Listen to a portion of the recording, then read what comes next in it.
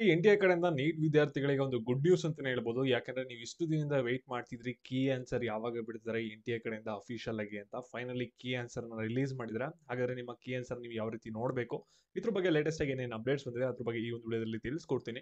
ಈ ವರ್ಷ ನೀವೇನಾದ್ರೂ ಕೌನ್ಸೆಲಿಂಗ್ ಅಟೆಂಡ್ ಮಾಡಬೇಕು ಅಂತ ಇದ್ದೀರಾ ಅಂದ್ರೆ ನೀಟ್‌ನ, ಈ ಒಂದು ವಿಡಿಯೋನ ಮತ್ತೆ ಮುಂದೆ ಸ್ಕಿಪ್ ಮಾಡ್ದೇನೆ ಕೊನೆವರೆಗೂ ಕೂಡ ನೋಡಿ. ಈ ಒಂದು ವಿಡಿಯೋ ನಿಮಗೆ ತುಂಬಾನೇ ಇಂಪಾರ್ಟೆಂಟ್ ಆಗಿರುತ್ತೆ. ಅದಕ್ಕಿಂತ ಮುಂಚೆ ಯಾರು ಚಾನಲ್ ಸಬ್ಸ್ಕ್ರೈಬ್ ಮಾಡ್ಕೊಂಡಿರಲ್ಲ ಪ್ರತಿಯೊಬ್ಬರು ಕೂಡ ಸಬ್ಸ್ಕ್ರೈಬ್ ಮಾಡ್ಕೊಳ್ಳಿ. ಹಾಗೆ ಪ್ರತಿಯೊಬ್ಬರು ಕೂಡ ವಿಡಿಯೋಗೆ ಒಂದು ಲೈಕ್ ಕೊಡಿ. ಯಾಕಂದ್ರೆ ಮಾಡೋ ಒಂದು ಲೈಕ್ ಒಂದು ಸಬ್ಸ್ಕ್ರೈಬ್ ಇಂದ ನಿಮ್ಗೆ ಇದೇ ರೀತಿ ಕಂಟಿನ್ಯೂಸ್ ಅಪ್ಡೇಟ್ಸ್ಗಳನ್ನ ನೀಡ್ತಾ ಇರಬಹುದಾಗಿರುತ್ತೆ. ಈ ವಿಡಿಯೋಗೆ ಬರೋಣ. ಅದಕ್ಕಿಂತ ಮುಂಚೆ ಒಂದು ಇಂಪಾರ್ಟೆಂಟ್ ವಿಷಯ, ಇಲ್ಲಿ ನಿಮ್ಗಾಗ್ಲೇ ಎಷ್ಟು ಜನಕ್ಕೆ ಗೊತ್ತಾಗಿದೆ ನಿಮ್ಮ ನೀಟ್ ಸ್ಕೋರ್ ಕಮ್ಮಿ ಬರುತ್ತೆ ಅಂತ. ಯಾಕಂದ್ರೆ ಎಕ್ಸಾಮ್ ಬಂದಿದ್ದ ನಾಳೆಗೆ ನೀವು ಎಷ್ಟು ಜನ ಕೀ ಆನ್ಸರ್‌ನ ಚೆಕ್ ಮಾಡಿರ್ತೀರ. ನೀವೇನಾದ್ರೂ best NEET long term NEET coaching ನೋಡ್ತಾ ಇರ ಅಂದ್ರೆ ಉಡುಪಿ ಮಂಗಳೂರಲ್ಲಿ ನೀಟ್ ಇನ್ಸ್ಪೈರ್ ಅಕಾಡೆಮಿ ಅಂತ ಇದೆ. ಈ ಒಂದು ಅಕಾಡೆಮಿಲಿ ಯಾರು ಲಾಂಗ್ ಟರ್ಮ್ ಕೋಚಿಂಗ್ ತಗೊಂಡಿದ್ರೆ ನೀವೇ ಕೂಡ ನೋಡಬಹುದಾಗಿರುತ್ತೆ ಸ್ಕ್ರೀನ್ ಮೇಲೆ ಅವ್ರ ಸ್ಕೋರ್ ಎಷ್ಟು ಒಳ್ಳೆ ಸ್ಕೋರ್‌ನ ಮಾಡಿದ್ದಾರೆ ಅಂತ. ನೀವೇನಾದ್ರೂ ನೀಟ್ ಲಾಂಗ್ ಟರ್ಮ್ ಹುಡುಕ್ತಾ ಇರ ಅಂದ್ರೆ ಈ ಒಂದು ನಂಬರ್‌ಗೆ ಡೈರೆಕ್ಟ್ ಆಗಿ ಕಾಲ್ ಮಾಡಿ ಹೆಚ್ಚಿನ ಇನ್ಫಾರ್ಮೇಷನ್ ಪಡ್ಕೊಳ್ಳಿ. ಬೆಸ್ಟ್ ಲಾಂಗ್ ಟರ್ಮ್ ಕೋಚಿಂಗ್‌ನ ಪಡ್ಕೊಳ್ಳಿ. ಇವಾಗ ನಾವು ಬ್ಯಾಕ್ ವಿಡಿಯೋ ಬಗ್ಗೆ ಬರೋಣ. ಏನಂದ್ರೆ ನೀವೆಲ್ಲರೂ ಕೂಡ ಇವಾಗ ಕೀ ಆನ್ಸರ್‌ಗೆ ವೆಯ್ಟ್ ಮಾಡ್ತಿದ್ರಿ. ನೀಟ್ ಎಕ್ಸಾಮ್ ಎಲ್ಲ ಬರ್ದಾದ್ಮೇಲೆ ಫೈನಲಿ ಕೀ ಆನ್ಸರ್ ರಿಲೀಸ್ ಆಗಿದೆ.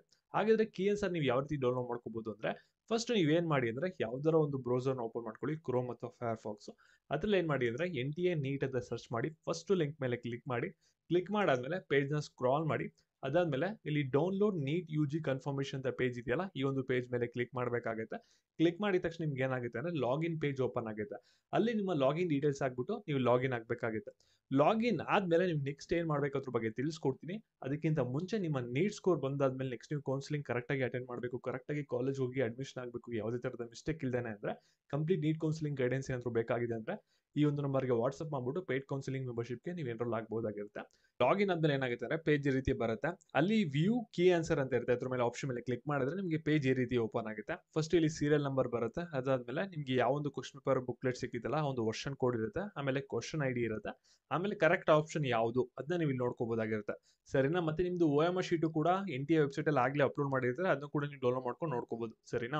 ಇಲ್ಲಿ ನೀವೇನ್ ಮಾಡಿ ಅಂದ್ರೆ ನೋಡ್ಕೊಳ್ಳಿ.